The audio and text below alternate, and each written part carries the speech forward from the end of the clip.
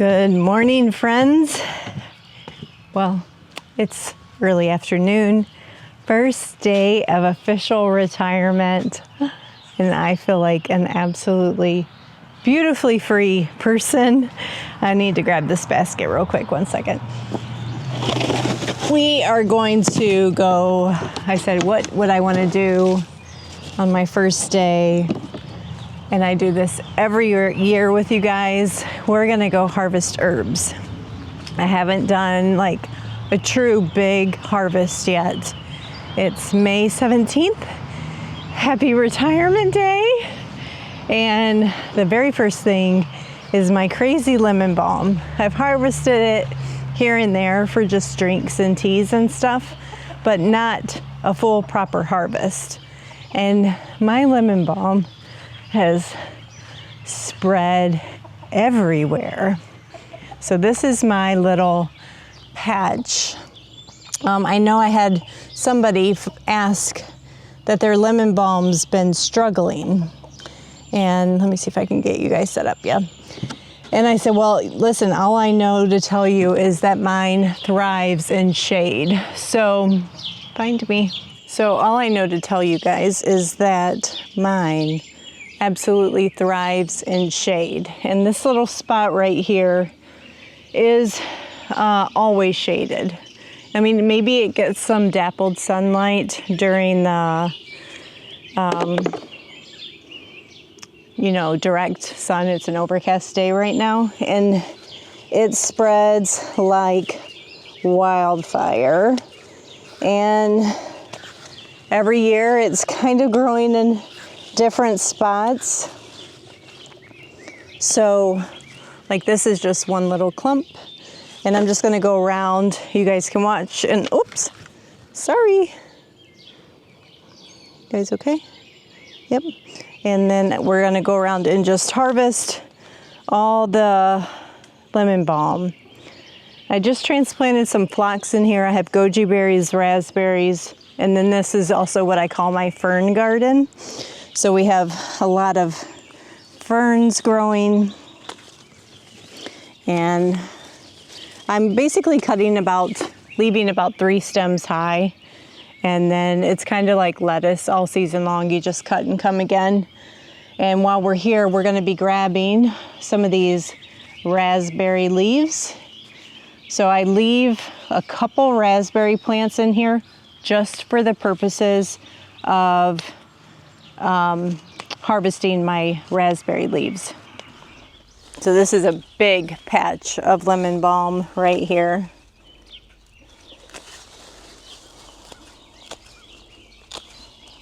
I would say too, when we get over to the mint, my mint does really well. It's mostly shaded. Not as shaded as this, but it gets morning sunlight for maybe like 4 hours, and then it is complete shade the rest of the day. And it thrives in that environment. I don't know if that's true for all mints, but the mint that I'm growing, which I think is just a normal mint, does really well. And I hope to I think I'm gonna have plenty of lemon balm this year to offer it at our farm stand. So that's exciting. Ooh, there's a little fern in here. Yay. I'm probably not quite there yet, but eventually in the future. I started with, I think, 3 ferns in here, and every time a new baby pops up in the spring, I'll transplant it. And this will be my propagation of fern location as well. Alrighty, our basket's already almost full, and that's just lemon balm. All right, let's head over to our mint. And honeysuckle's almost ready to bloom. It's not quite blooming yet, but honeysuckle is one that I love to harvest, make honeysuckle syrup with. Of course, you could make honeysuckle jelly, but honeysuckle syrup is just a great flavor addition to teas. like my little toddlers. I'll mix it in their tea as just a, softener for the harsh flavor. Okay, let's see if I can bring you guys down here with me. So here is my little mint section. Phlox, hostas, all that fun stuff. And the mint is spreading. I did do some clearing of it a little bit, and we have transplanted some, and so it's kind of got a little bit of holes in it, but that it'll fill back in over the season. My son moved into a house that somebody had put in a raised bed, and I'm sure that they didn't either know or thought that they could keep it managed. It had mint in it, and the raised bed now is entirely mint, which he loves. He doesn't mind it, so he's very happy for it. But that'll just have to forever be like kind of a dedicated herb garden, and mint will probably always be there unless you dug it, the whole raised bed soil system out and replaced it.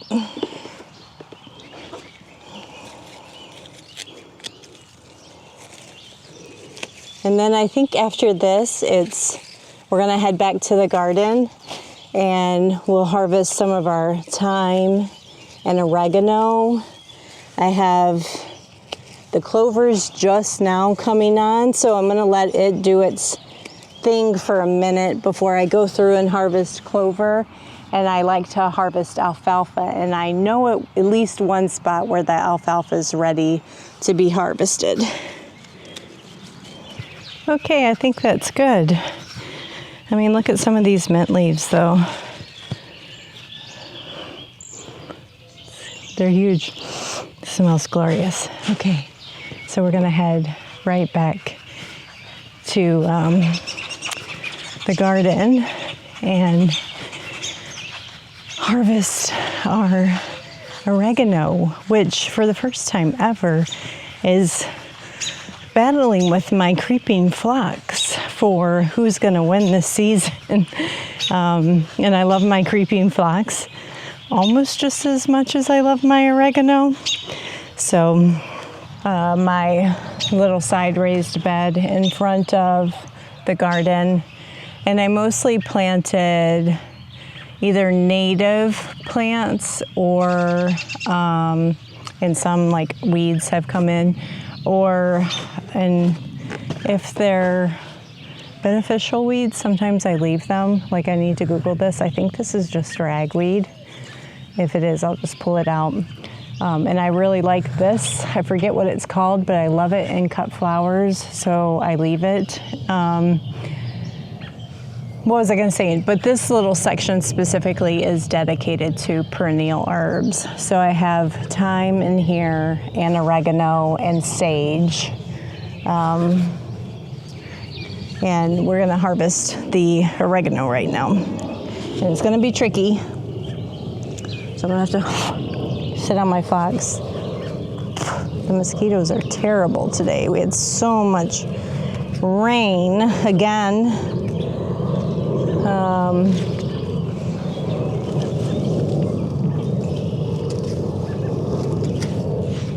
And similarly, I just cut down to like a few leaf sets above where it's growing from. And I've harvested this for, can't remember what already, maybe just a dish I needed it for or wanted it for. And I gave quite a lot of my oregano tincture away to my kids last year, and they really do use it. So I will be making more oregano tincture this year. Now that is something with Michigan laws that I cannot sell. So unfortunately I can't sell oregano tincture, but I could just sell the excess oregano. And if I have any, I should say. I definitely don't want to commit to that because Oregano is a spice that we use a lot in our cooking. I use it a lot in my canning recipes. So there's been years where I've had to buy it if the season didn't produce enough, and I don't want to have to buy it. That's not the purpose of me growing my own food. So if we have extra, I'll definitely try to find the opportunity to put it out at the market. I did plant some calendula in this bed and hope that I've had it self-seed once before, so I'm hoping this year it does again.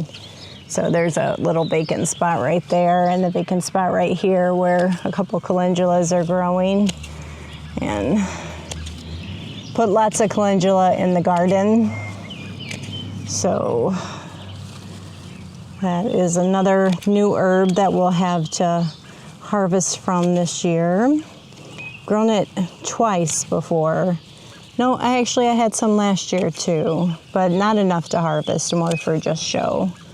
I'll probably go in and I got roses and peonies freeze drying right now, and when those are done, I'll give these a little wash and throw these herbs just straight into the freeze dryer. So that'll be my always preferred method for preserving them going forward. I have found that in the past, though, before I had a freeze dryer, I always just hung my herbs from my kitchen light fixture and just let them naturally dry, and that worked well for me forever. So you certainly don't need it, but it does definitely make a difference. I'm not gonna pretend it doesn't. It really does. Okay, and then our thyme in the back. See if we can squeeze in here. And I have a lot of decorative thyme, but this is the true, like, English culinary thyme. There's my sage. He's trying to come back. I struggle with sage a little bit, like getting it really full. And maybe it's one of those things that also another herb that would truly prefer a little bit more shade than it gets right here. I'm not sure. If you happen to know, let me know. I always just get kind of like a little sprig like that. But honestly, that's more than enough for me, because sage is not a flavor that I truly enjoy. And I know some people love it, but for me, it's for Thanksgiving and turkey. Does that make sense? It's like, what else do you use this stuff for? Okay, so we're gonna go in my garden and get some strawberry leaves now. But I need to put my heavy bucket down so I can open the gate. And I'm gonna show you guys my gorgeous clematis. Look at that. Isn't she beautiful? Like the luscious bloom I have ever had on her. I couldn't count how many blooms there are right now, and she's not done. And what is this, I transplanted her from up front because we were moving some trees around. Maybe 3 years ago now. And it's not one of those clematises. I know some of them like they grow from the ground every year. This one, she grows from her existing branches. But everything is looking great in the garden. Look at those onions just taking off. And here's where I planted the calendula along my wheat row. So that's gonna be really pretty. Little pathway to walk through. And we're gonna come in here and I'm just gonna snip away at a bunch of these strawberry leaves behind me. So this is my strawberry patch. And I think somebody asked as well, Well, it hurt my strawberry harvest. And my rule of thumb, and I just made it up. So I've been doing this for many, many years. My rule of thumb is I take 1 leaf from every 3 cluster. So let me show you what I'm talking about. So a strawberry leaf grows in 3, I'll take 1. And to me, I tell myself, it's basically just a general rule in harvesting. I think in the wild, or like harvesting rhubarb, lots of things have a general rule, just never take more than a 1/3.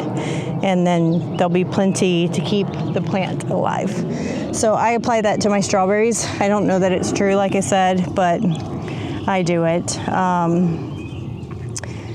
And oh, stop bugging me, mosquitoes. I sprayed my legs, but I didn't spray my head, and that was silly. Don't ask me how I'm going to harvest the strawberries out of here either. I don't know. I kind of just let this little pot do what it wants. But these strawberry plants are really, really strong and hardy stalks, so they're holding the berries up off the ground really, really well. Okay, there is my basket of exactly what I intended to harvest. So the alfalfa. Let's go check. We'll go for a little walk in the back pasture. There's a little spot on the neighbor's property row that typically grows alfalfa, and then I have a little tiny pouch or little plant up by the front of the house. So let's go see if we can find something. You guys can just listen to the birds with me. All the blackberries are in bloom. Gorgeous. Wild blackberries too, everywhere. But yep, I'm not seeing the alfalfa. I think I just kicked up some deer, just ran. Okay, so we'll just head back to, oh, our guineas are back. Look, Todd just posted about them. I don't know how to make this thing zoom. It's a new camera. There are just 3 right there in that tall grass. I wonder if they'll let me get close at all. Yeah, they're from our neighbors, like several properties away, and they have just been living here during the day, and I think it's absolutely adorable. Anyway, so cute. They're such funny looking creatures, aren't they? Really bizarre. And this is, we've been talking to you guys about trees that we've been planting for quite some time. Every year we're planting and planting trees. And this beauty, she's just so stunning. Not sure what she is, maybe a Norway spruce, and way taller than me. And she was just a little, one of those from the conservation district, you know, little twigs that you plug in. And I think we probably planted her, I don't know, 5 or 6 years ago now. And whatever, she just wanted to show off. She did get cut pretty good down by a deer one year, but she's doing well so far. And now here, I mentioned we have all kinds of great wild grasses and edibles. There's timothy, rye, even some barley in here, I think, oats, wheat, all kinds of just like beautiful, lovely grasses. And I had bought whole groats to try to throw them out here to add more oats to my field for the purposes of harvesting them for milky oats. And I didn't get that done. I don't think I'm gonna get it done. But there's plenty in here. And I'm gonna have the time this year to just come out and look for it. So lots of plantain, tons of plantain. I've yet to harvest that. There's just so many opportunities to do so much. And in the past, I've always just had limited time. But now my mind's like, oh, I should be harvesting that plantain. And then I can sell plantain salve. And like so many things, like thinking through my farm stand and all the things I could do. This morning, I couldn't even sleep. I was up at 4 o'clock just working away and dreaming. And I gotta caution myself that you can't, I don't want to go this way because it's wet over there too. You can't, as much as it's fun for me, I can also just, from time to time, I won't say always, when I get excited about something, I can work so hard that I burn myself out. And I don't want to do that. I want to enjoy it and let it just be fun. And so I'm having to put the brakes on myself. So I'll see you guys back up at the house. We'll grab that alfalfa and that'll be it.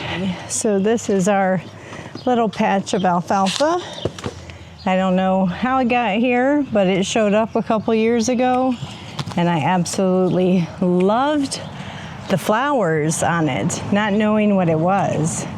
So I didn't pull it, and it's come back every year. And I usually get at least 3 solid harvests off of it for the year, if not more. So I just, again, cut it back and take it in. And this is another one. Like, can you guys see? It's just droopy and cute. The leaves are dainty and pretty. Wonderful fillers for cut floral arrangements. So if you're not growing yourself a little patch of alfalfa, I would definitely recommend it. It's so good for women's hormones, I believe. I'm almost positive I'm remembering that right. But I put it in it's like almost the bulk of my women's, I call it my women's over 40 tea. And it's just great. So I have a few more stalks to harvest, but thanks guys. Look at that big old basket that we filled up of all of our herbs. Most of it's probably lemon balm and mint, but we did get a huge bundle of oregano, our small bunch of thyme. I see so many herbs. Like I've got horehound up here, so just stick around. We'll go get the horehound too. Okay, last thing, I promise. I didn't already say that yet, did I? I didn't promise you anything yet. So I think this is my promise. So, way back when, I'm talking like 8 years ago, when we planted our orchard, we thought we were gonna do the permaculture style of orchard management, which was, understory and all this, the beautifulness of it all. And, working a full-time job, there was no way to maintain that properly because it takes maintenance till it gets established. And I had put horehound back there. So I dug it up. And in that permaculture philosophy, a lot of it is about edible landscaping. So what you're putting around your property, does it have a use for your family, for your community? And it's not just ornamental and show. And so I moved my horehound up here. And every year, similarly, it just spreads and does its thing. But horehound is great for sore throats. So it's, if you've like to eat at Cracker Barrel, and they have those old-fashioned candies in there. Those, one of them is a horehound candy, and it's like a lozenge for when you have a sore throat. But you can just use it as a tea, or you can steep it and make yourself some candies, or if it's kids, like use the juice and put it in Jell-O. Would be a fun way to serve it. I feel like there's not a lot of flavor Yeah. I take that back. Maybe a little, a little, maybe tiny peppery, tiny bit. But normally it's not like super all that flavorful. Okay. All right. So, and the great thing about this harvest is a reminder to you why you want to harvest early and often is nothing was in bloom. I got everything before it tried to wrap up and go to seed for the season. And as it gets hotter in the season, you might have to harvest a little bit more frequently to stay on top of stuff like that. But all in all, I'm about to lose my horehound. That's why I set you guys up so I could tip. All in all, it's a great harvest. And I will maybe see you guys. We'll just come back and we'll see what we're going to do with these. Whether or not I freeze dry them again or find a way to market them. So I'll see you guys on the next video. Thanks for coming.